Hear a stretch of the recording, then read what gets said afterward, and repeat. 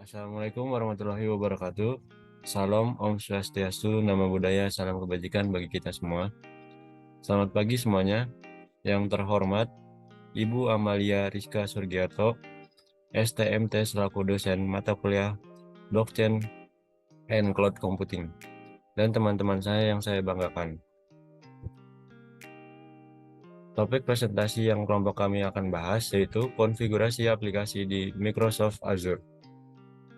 Adapun anggota kelompok saya, Rifki Raditya Putra Aji, Muhammad Tasya Fazal Hafaiza selaku moderator yang akan membawakan jalannya presentasi kali ini, Ganang Yoga Pratama, dan Ronan Aklif Sahala.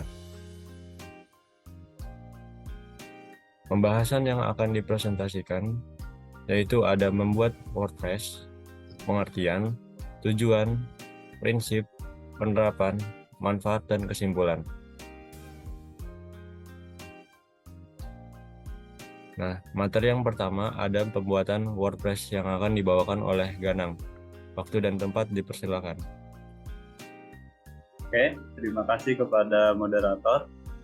Nah, jadi untuk pembuatan WordPress ini, langkah yang pertama yaitu setelah kita membuat virtual machine, jadi kita kembali ke portal Microsoft Azure-nya.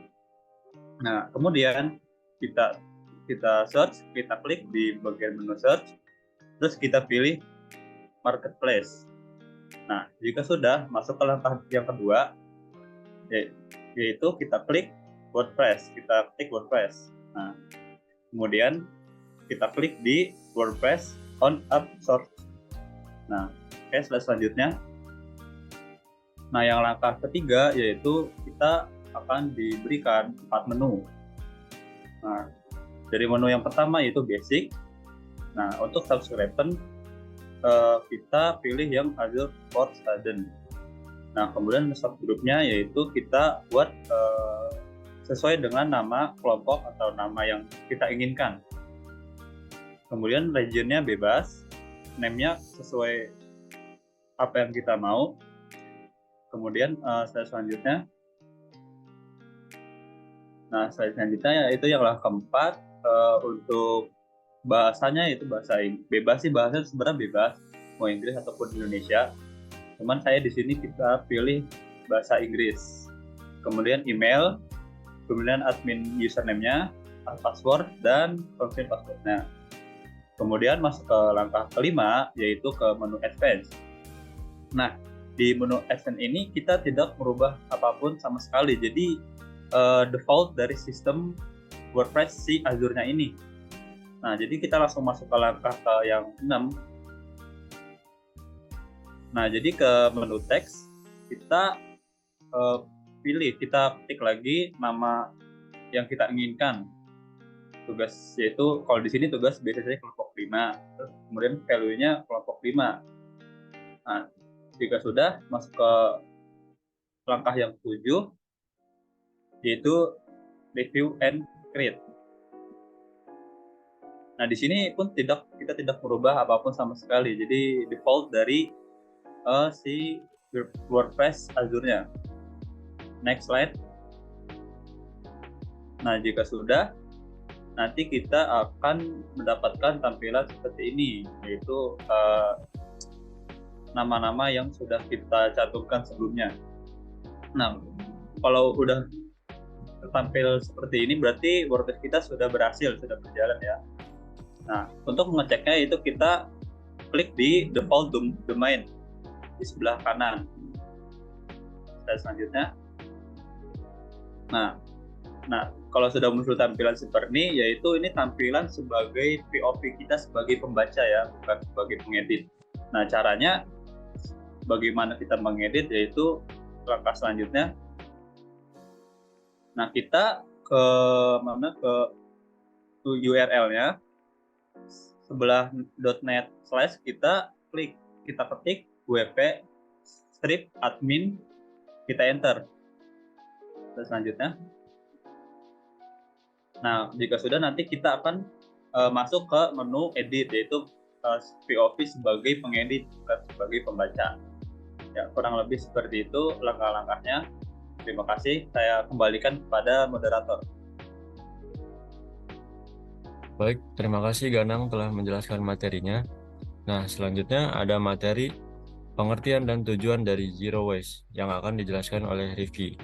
Waktu dan tempat dipersilakan. Baik, terima kasih moderator. Saya di sini akan menjelaskan aplikasi yang kelompok kami ambil, yaitu berjudul Zero Waste. Nah, apa itu Zero Waste? Zero waste atau bebas sampah adalah sebuah konsep yang mengajak kita untuk menggunakan produk sekali pakai dengan lebih bijak untuk mengurangi jumlah dan dampak buruk dari sampah. Next.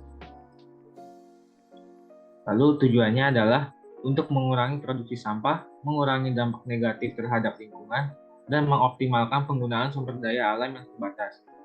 Dan juga agar sampah tidak berakhir di TPA atau tempat pembuangan akhir. Kita dapat mengurangi dampak negatif terhadap lingkungan dan memulai perjalanan menuju gaya hidup yang lebih berkelanjutan. Terima kasih, saya kembalikan kepada moderator. Terima kasih Rifki telah menjelaskan materinya. Nah, selanjutnya ada materi Zero Waste dan penerapannya yang akan dijelaskan oleh teman saya Ronan. Kepada Ronan, waktu dan tempat dipersilakan. Ya, terima kasih kepada moderator. Jadi di sini saya akan menjelaskan prinsip dari zero waste atau bebas sampah. Prinsip zero waste di sini itu ada 5. Yang pertama, refuse atau menolak, yaitu merupakan sikap kita dengan menolak atau menghindari penggunaan produk yang nantinya berpotensi menjadi sampah. Lalu yang kedua ada reduce atau mengurangi. Jadi di sini merupakan usaha yang dilakukan dengan tujuan mengurangi kuantitas suatu produk atau barang untuk menjadi sampah. Lalu yang ketiga ada reuse atau menggunakan kembali. Reuse ini merupakan suatu sikap dengan lebih memilih menggunakan barang yang dapat digunakan berulang daripada barang yang hanya sekali pakai dengan fungsi yang sama. Yaitu contohnya seperti kita berbelanja itu supaya membawa tas atau tote bag dari rumah ya, jangan menggunakan plastik. Lalu yang keempat ada recycle atau mendaur ulang. Mendaur ulang ini dilakukan setelah kita melakukan usaha refuse, reduce, dan reuse. Lalu yang kelima yang terakhir ada root atau membusukkan sampah. Membusukkan sampah ini merupakan kegiatan yang menjadikan sampah organik menjadi kompos. Lalu ada penerapan dari zero waste. Di sini kita yang pertama bisa mengurangi penggunaan barang sekali pakai, seperti bisa mengurangi penggunaan plastik dan menggantinya dengan menggunakan yang bisa dipakai berkali-kali. Lalu yang kedua yaitu mendaur ulang barang yang sudah tidak terpakai.